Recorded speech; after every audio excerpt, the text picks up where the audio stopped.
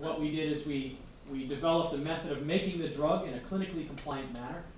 We repeated all of the preclinical animal work that I just showed you. We spent millions of dollars in a year showing that it was safe in animal models.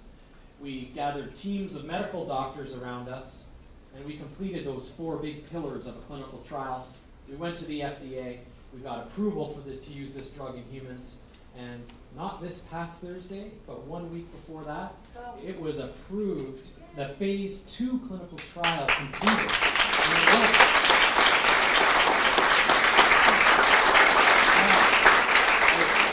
I can't tell you how happy I am about this. So this thing was approved by the FDA. About 350 people were tested in a phase 1, and it was safe. And then about, I think, 56 more people were tested in a phase 2 to show that it actually works. And every one of them, it worked. So really wonderful news for the community. So now, we didn't do it in spinal cord injured patients. We ended up doing it in rheumatoid arthritis and ulcerative colitis, another disease that it works on, the same treatment. Because those 2 diseases are easy to get through the clinic. You want something in a human population to get it through the clinical testing quickly and cheaply so that you can get it to market. You may have heard of the drug Viagra. It's, I was challenged to use the word Viagra in a stem cell talk. I'm kidding. But Viagra was a heart drug, right? Used off-label. There was a curious side effect in half the recipients of this test drug. And, but it's not used for a heart drug anymore, right? So that's called off-label use. Rogaine was a drug, actually another heart drug, actually, that didn't work in heart conditions, but a lot of the men experienced hair growth. So this is called off-label use. It doesn't matter what you push it through the clinic for, as long as it gets there quickly and inexpensively so that you can use it off-label.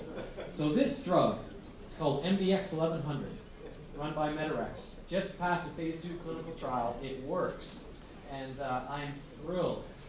People in the spinal cord community don't really recognize it because it's being run in rheumatoid arthritis, but you have to understand how you get drugs to the clinic. We put them through in another indication to get it through fast. And I'm hoping that this drug will be the first point of call, the first thing that happens to anybody with a central nervous system injury in order to stop that tide, turn off or tap to this hideous condition. Thank you. So now I'd like to move on and tell you about the next treatment that my team developed, and it has to do with stem cells. So now we're on to the stem cell component. This has nothing to do with my talk. It just happens to be a very cool slide. And look at this. This is an oocyte, a woman's egg, in the fallopian tube. And you slide this little guy down here. That's a sperm. Isn't that amazing? Clearly feeling blue because of the distance it has to travel.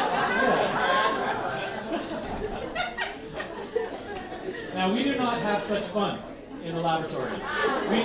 We actually generate our cells from the discard of fertility clinics.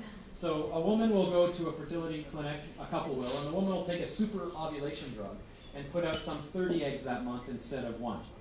And then he will, far less dramatically, donate a few million sperm. And then they get put together in a tube, and several tubes. And about a dozen of the eggs become fertilized. And they only get put together for about 5 days. And they make this small structure. It's like a little tennis ball. Inside the tennis ball are human embryonic stem cells. They're one of the most remarkable things that medical science has ever discovered or will ever discover. You are made from them. They make you. De facto, we know that they have the capacity to make every cell in your body. They are a remarkable discovery. And it was only 1998 that they were isolated. So this is a young field. It's a very young field. The great challenge is to take those cells and make them into something that is useful. So about 2 of those little fertilized eggs get put into the woman. She gets pregnant. Now there's about 10 left over. She has to issue the order to destroy them before we're allowed to ask that couple, would you like to donate them to research?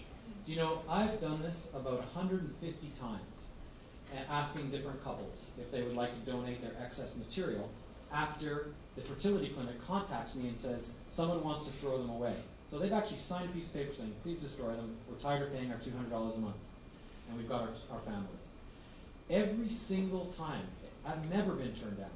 If I ever ask anybody, would you like to donate these things to science? Everybody says yes. I've never, ever had somebody say no. I'm sure somebody in the world has, but I just think that's a beautiful reflection on society, that they would rather see this thing be used for the betterment of humankind and the easement of suffering, rather than just simply stored in a freezer for eternity or destroyed.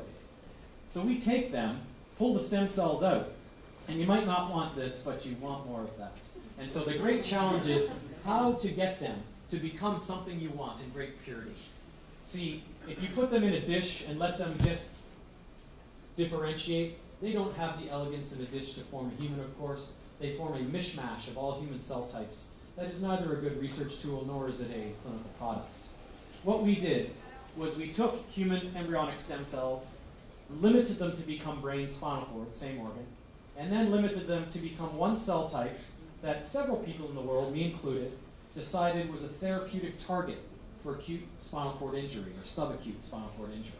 After spinal cord injury, you lose this particular cell type.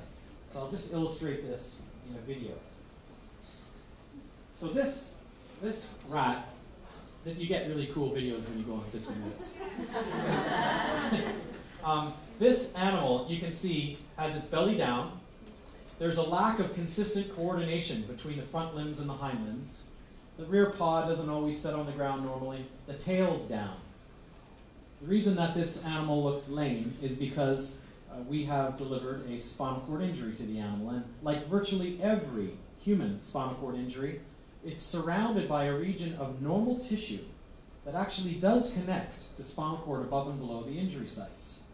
If you imagine that these are your brain neurons, they're sending impulses down your spinal cord. They do so because they're insulated like a wire in a wall is insulated. After spinal cord injury, that insulator is lost in that penumbra, and it stops the wires from conducting electricity. They may as well be cut. They might as well be dead. That's why we took stem cells, made them into this spinal cord cell type that reinvests the myelin. We transplanted them into animal models. We really did do science, it's not only a cartoon. And we showed that they actually wrapped the axons, restored electrical conductivity, and they actually restored complete walking capability to the animals. It was just a remarkable finding in a laboratory. Honestly, I didn't expect remyelination or the re-insulation to do so much.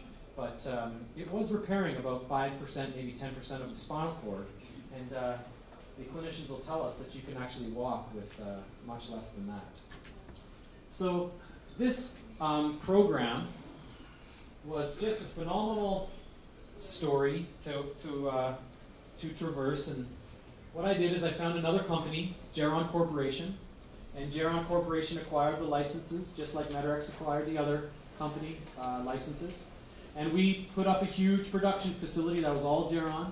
We repeated all of the animal studies. You recognize this path? We completed 2 years of safety testing with these stem cells to make sure that they were safe. We assembled massive clinical teams, and we went to the FDA with the world's first human embryonic stem cell-based clinical trial. And it was, it was put on clinical hold.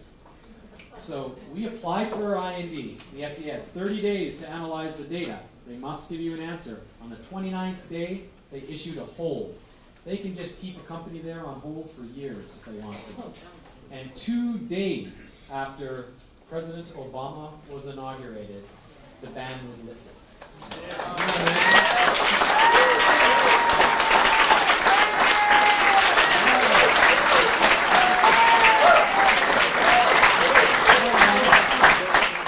But this is a real triumph for the field. It's the culmination of hundreds and hundreds, literally, of people working for the last 7 years. But now what we have that's almost more important than this particular treatment for spinal cord injury, we've got a path. We've got a path hacked through a jungle of desperation and barriers that now other therapies can move along.